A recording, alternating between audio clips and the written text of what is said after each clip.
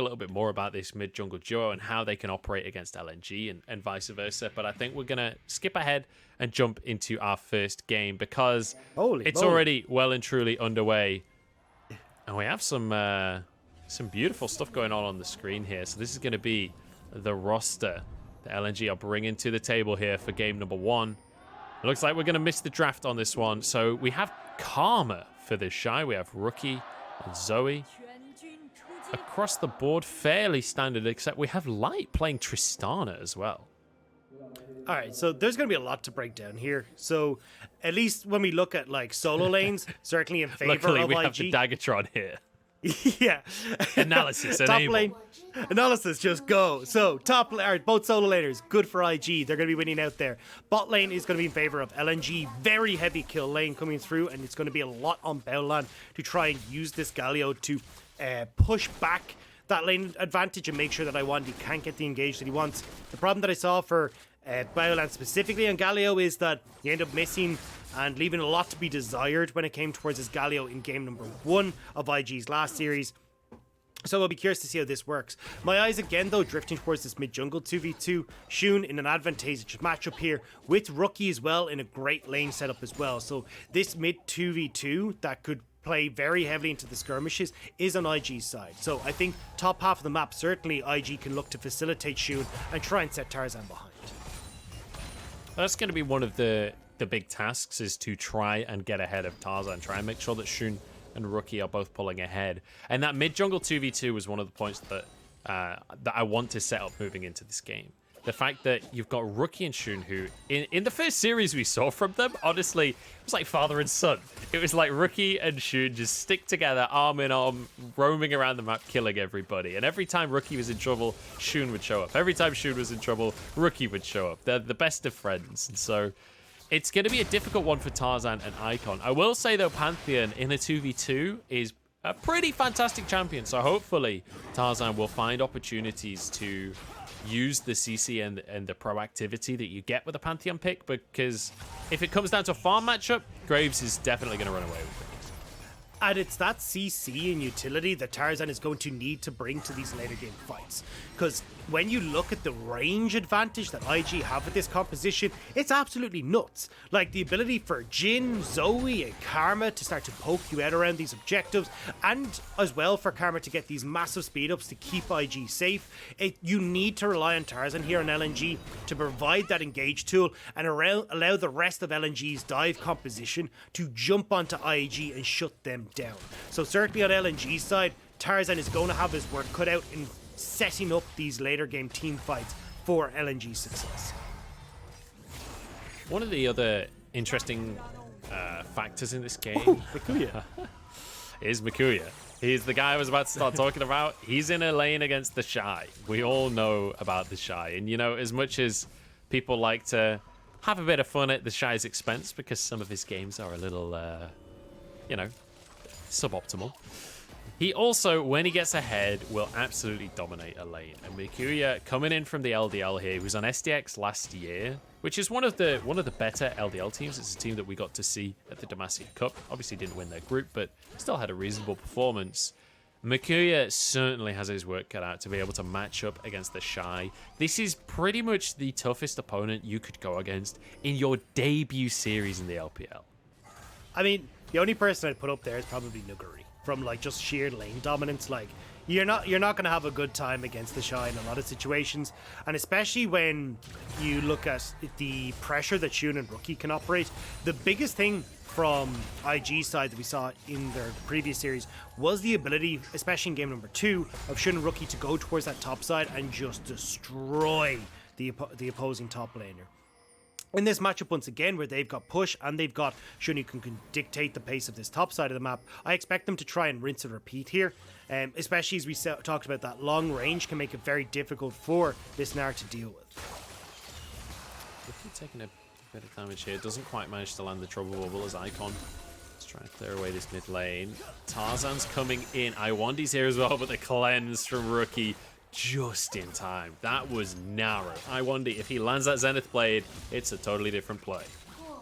Look at this though. IG realize, hey, hang on a second, you've committed all these members towards mid. We'll just turn with the pressure that we have in mid towards this dragon. So nice start here for IG in turning around what was the aggressive play for mid. But I like this from LNG. They realize, look, if we let this game go long, we'll end up with Rookie getting towards the 1 to 2 items that he wants. Same when you look at this Jhin. And we'll never be able to get ourselves back into this game. We're just going to be set so far behind with that range discrepancy. So let's use this aggressiveness of the Pantheon. Let's use the pushing power we have with Light in the bot side and get this 3-man working towards this mid lane. So over towards the bot side now, you can see Light playing the Tristana. I'm very curious about. I've seen Tristana's played in solo queue. I played a bit of Tristana, but it's not something that I was expecting to see in the competitive pool anytime soon. So I am excited to see what Light can do with this pick. Certainly great with the supports like Leonas and things. Fantastic in the all-in. As Tarzan is going to be able to steal away the Scuttle Crab. Just strolls onto the play. Rookie now going to be stunned up. Shockwave is there as well. Rookie forced to flash out of the play. Wink now alone should go down. This will be first blood in favor of LNG, and now they're going to be able to find more. Getting the resets on the Tristana, jumping forwards for many, many kills. Rookie's going to go down too, and suddenly Light is massive. Oh God, that was a disaster from IG. Trying to fight over the scuttle was not the call there. I think what the thought process from IG was, hey, we've got the TP from TheShy, but Mikuya did a really good job of going aggressive on towards the Karma, burning all that extra mana. So it ended up being a 4v4 where you just have more CC and more damage coming out from the jungle, the support, and that AD carry. And you'll see it here. Like, straight away Mikuya has already pressured TheShy underneath the tower, so he's not able to join. Wink ends up in a 1v1 against Tristana, who Tristana's always going to win that against Jhin. And from that point forward, with Wink going down, Reset City comes in for Light, and he's just able to clean up all these kills. But in just all these isolated skirmishes, LNG are able to come out on top. Yeah, if anyone was unsure what the strength of Tristana is in a game, that's it. There you go. You can reset during these fights and just chase people down endlessly. It's worth mentioning as well that for anyone that doesn't know Tristana, I feel like Tristana has been out of the competitive pool for so long. I almost feel like we need to explain how the champ works. Your passive is called Draw a Bead. You get extended range per level. So the longer this game goes on, the longer range Tristana will have. And it means that in the late stages of the game, as a crit AD carry, you have one of the longest ranges as well. So she becomes a very difficult to deal with late game hyper carry. And the big thing here is that she works incredibly well with dive setups. Because she's got that reset, she can chase down people that initially thought they'd escaped away from the dives, which is why you're seeing her picked up with this composition where you're going to have Mikuya, Tarzan, lwandy all jumping in on top of IG and trying to set up these fights. So very much a strong pick. Obviously, we have no idea what the draft looked like. So unfortunately, I'm not going to be able to say, hey, yeah, you know, we saw a lot of like Kai'Sas and Misfortunes and stuff banned. Yeah. Certainly, I like this pick into this matchup because I think it sets up very, very well with what the LNG are trying to do.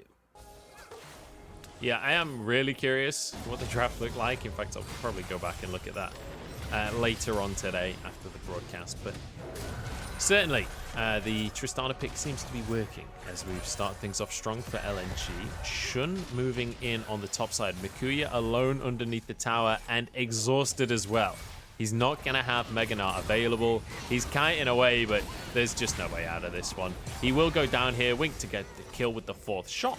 And now an opportunity to get on towards this tower. In the meantime, we do have Light pushing in the top side of the map.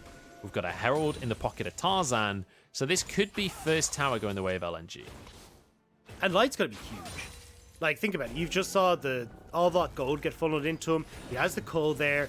He's going to pick up all these turret plates for himself as well. Like, this is going to be a massive Tristana. I mean, at this stage, I wouldn't be surprised if he just is able to back and probably full complete that Gale Force. And from that point, or maybe even the Kraken Slayer, depending on what he wants to go for. Personally, I think it'll be the Gale Force. When you're going for the dive, the execute damage just makes so much more sense and guarantees you those resets. But overall, like, this is Light's game now. He can have an absolute field day as long as LNG are able to close the gap on top of you. And if there wasn't enough going on for him yet, he also has a cull. He's gone for the Kraken Slayer as well, so he's going to be that late game hyper carry. He's going to be absolutely annihilating health bars. And you know, we talked about earlier, Mikuya, this is going to be difficult going up against TheShy. I mean, not if you just never lane against TheShy. Just send Mikuya to the bot side and let Tristana deal with the Karma. Karma can't do much against that AD carry in our lane. And the big thing as well is that turret taking potential from the Tristana. When you're looking at the wave clear on IG, yeah, it's great from the solo laners, but if you can separate the map. Wink's in trouble. Solar Flare does go down. Tarzan thinking about diving this one. lwandy just goes slightly wide on the Zenith, but I feel like he would have died if the Zenith blade hit, honestly. Now the curtain call on towards lwandy. Probably could have blocked the 4th shot there. Let Mikuya finish his recall, to be quite honest, but doesn't matter. Regardless, they're going to be able to get some plates. Mikuya, get out of here. Light needs all the farm. Light needs to get all these goddamn plates. He's already got several. He's now looking at more. Mikuya, you're just taking gold away from what is the key carry here. Like, this is absolutely insane with how accelerated Light's going to be. Now, IG are trying to answer on the top side, but not going to be able to do so as heavily. And LNG would get tower, they'd get the dragon. So a fantastic start. And with just those 3 kills difference, so there's a 3,500 gold lead over in favor of LNG. Yeah, because when you consider the plates and everything else on top of the kills, it's tremendous how much gold LNG have managed to get for themselves. But most importantly, as you're rightly saying, all of that gold is on Light right now. He is monstrously huge. And it's to the point where IG realistically cannot fight for the next few minutes unless they get a pick on Light, unless Light is removed from the equation. But even, like, when you look at the composition from IG, how do you ever get a pick on Light? How do you ever start that up unless Rookie lands a Miracle Bubble? So what you want to try and do here as IG is play like this, just play at range, where when we look towards these next few dragons and stuff, it's okay, we'll get this bubble over the wall from Rookie, we'll get that set up, we'll just poke from range with TheShy. If anyone on LNG tries to engage, we use TheShy's big AoE shield to disengage, get the hell out of there as quickly as possible, and kind of using Baolan as this bouncer as well to make sure that you're not actually threatening the back line as LNG. However, with how far ahead Light has been put, the damage Light's going to be able to churn out onto all these squishy champions is going to be unbelievable. He's already got the Zeal there for himself. He's going to be rapidly getting towards that 60% crit. And from that point on, nobody's health bar is safe.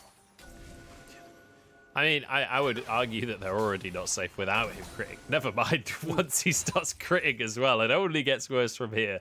He is terrifying. 3 minutes, though, until the Drake. It is going to be an Ocean Soul this game. And bear in mind, IG took the first Drake of the game. So the Soul as a win condition is still a good 15 minutes away at very least. We're not expecting that until about the 30-minute mark into the game. So, and that's assuming just one team gets the next 3 Drakes. There's a bit of leeway still available for the side of IG. And let's just remember who we're talking about here. When we saw IG earlier on in the split, the first game they played was against JDG, the team that everybody was, you know, surprisingly a lot of predictions actually went towards IG, but I think that's just the IG factor, right? Nobody ever quite wants to count out IG. Nobody ever quite wants to count out Rookie and TheShy. But even Shun looked amazing in that first series. So this is certainly, even though there's a pretty large lead in favor of LNG, I'm certainly not going to count them out of the picture just yet. And at least when you start to look at like the damage that TheShy can put forward in that, it's could end up being great if again they can play this composition to its strengths. It's just when you get into the thick of things and IG start to do IG things, which is just kind of going bloody mental. That's where I think LNG might be able to start to make these picks happen, because you've got a huge amount of picks coming through from the likes of, or pick potential, sorry, with Tarzan, with lwandy. So as IG, you need to play this game very, very cleanly. If you can, compositionally, you can do a lot of work. Otherwise, LNG are going to have the run of the mill. So I think this is actually a very big test for IG to see how this, well, newly formed roster is going to do. Because if at any point in time, like TheShy decides to do his regular thing of, hey, I'm just going to poke my nose in where it doesn't belong, that can snowball very quickly into advantages for LNG. It really can. And speaking of snowballing advantages, LNG are going to be able to grab themselves a Herald here, which realistically, we've been talking about for the last couple of minutes. There is no way that IG can currently contest. So LNG very comfortably just going to steal this one away. You can see Shun is building himself a little bit of a CS lead in the jungle, which is incredibly important because that is the advantage in this jungle matchup that Graves has. He can comfortably outfarm. Look at the damage onto Wink. That was... So one of the tricks with Tristana is if a minion dies while your bomb is on it, it will explode with... well, if you kill a minion that your bomb is on, the bomb will explode as if you auto-attacked it 4 times to stack it up. So if the enemy AD carry walks up to a caster minion, and you finish that caster minion, and you put your bomb on it at the same time, it blows up for maximum damage and takes literally half of the enemy AD carry's health bar. Yeah, so... pretty nice when you're able to trade that effectively. And that's not even bringing into account the 2-level advantage that is over in favor of Light right now. The excess range is coming in, the Phantom Dancer that's complete on him as well. And obviously Phantom Dancer has been changed, folks. You get a Spectral Waltz from this now. You don't get the same lifeline passive. Instead, you get a whole heap of attack speed when you're able to auto-attack a couple of times. So this is where Light, again, is just feeding so well into the identity of Tristana, this hyper late game carry with relying on all these auto-attacks. And I mean, Phantom Dancer, Infinity Edge will be sure to follow next. And Light's huge. We're not even 16 minutes into, or 17 minutes into the game, and he's already got 2 items completed. Versus the Gale Force, and not even the finished boots of Wink. He's still got the brown paper bags in his feet. It's actually ridiculous, the lead the Light has. He's also going to get a local goal from this tower. Just as an extra bonus here. Dragon going to be taken by LNG. Realistically, with how far ahead they are at this point, like, we're 17 minutes into the game. They have a 4,500 gold lead. This is incredibly difficult for IG to breathe properly in this game. And it becomes very difficult for IG as well because of this. The way that their composition wants to work is threatening and around these objectives. They don't actually have someone who's very tanky to go and buy back vision. Like, you don't have an Orin who can aggressively walk in towards River and be that front line. You're heavily reliant on at least going even if not ahead coming into these objective fights so you can reset, get control over the river and make sure that you're able to poke people out. If you're late to the party, this whole game plan starts to fall apart from IG. So I'm actually quite concerned about how IG are going to make this work. But from LNG's perspective, we had a lot of questions about this team and how it's going to work. This is just beautiful macro play. Like, this entire lead is all down to the macro that they have played. Getting a bunch of resources invested in towards this Tristana through pressure down in the bottom lane, getting those plates, rotating the Tristana top side, using Rift Tower to get her ahead. Like, this has just been absolutely splendid macro play from LNG. Yeah, LNG playing this very cleanly, which is something that we needed to see realistically here. Because let's just remember what we talked about before with this LNG roster, right? This is a fresh roster. The only remaining players from last year's LNG are Light and lwandy. So with Icon coming in, with Tarzan coming in, with Mikuya coming in as well, we needed to see something magical. Here we go. Light has been caught out exhausted here, but the rest of his team is here to block fourth shots. Is going to be blocked by the looks of things. Tarzan flashes just after taking the shot. Nicely done there as Rookie goes under the tower. Root going to come through onto Icon, but despite IG getting everything possible to go their way in that fight, they still can't finish a kill. And nearly end up with a kill onto Shun as well. He went very low in that fight, but now IG do have the pressure, and this poke composition can really start to come online.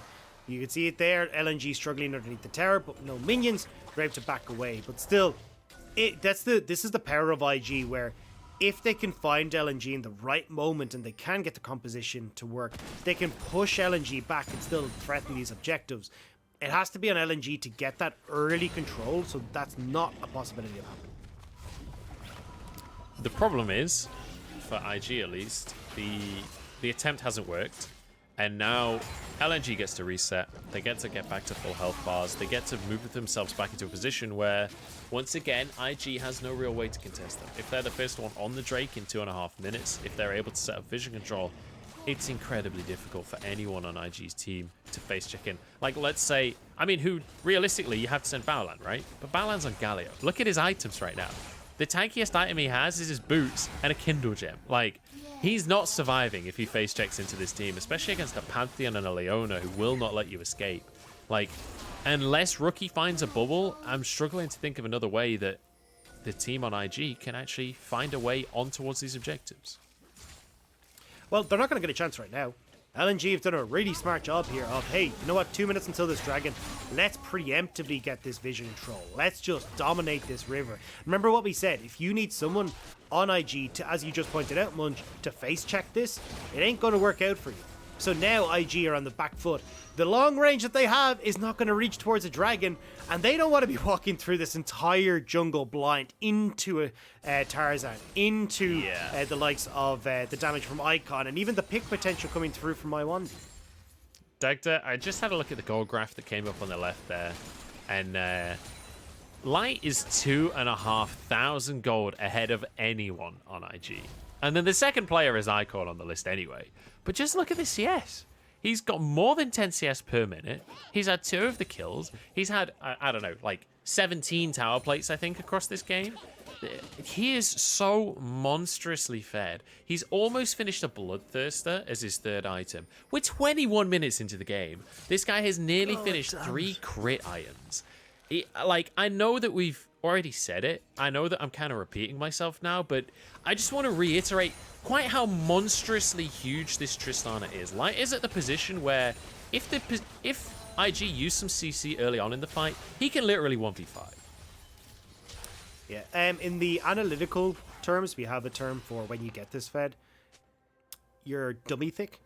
They're just real big I see. coming in as this Tristana. Like, her pockets are just shaking with the amount of gold that is there for Light. And I don't know. I think right now, this is just very LCK style, honestly, from LNG. And I think that's a lot of it, obviously, stemming from Tarzan. Because they're getting this early vision control. They're setting up properly for objectives. This is they're not overextending where they don't need to. Like, this is feeling very much like an LCK game. And you can see here, like, okay, early vision control dropped in towards IG. Jungle, fantastic. Even when IG cleared that out, well, they've still got another road to try and push forward to get into River. LNG get their early resets again, make sure that they're able to get there to contest it. And then you cannot enter into River as IG. Like, this is so beautiful to watch. LNG might have been caught out here. Icon flashes over the wall though, and he's going to be fine. So Curtain Call can't quite find anything here for Wink. And we reset once more. I do want to take a moment here while it looks like IG are going to be resetting. I don't think much is going to happen over the next minute or so. I want to talk about the IG bot lane a little bit, because coming into this season, they have 6 potential players that they can bring out onto the field. We've got Puff, Snow, and Wink as AD carries. We have Baolan, Lucas, and Southwind is in the sub position, but he still exists on the roster. Like, there are 6 potential players that IG can bring out to the bottom lane. This has been the consistent duo so far in Wink and Baolan. I know Lyric was saying that he was expecting Lucas to be the support pick to go alongside with Snow.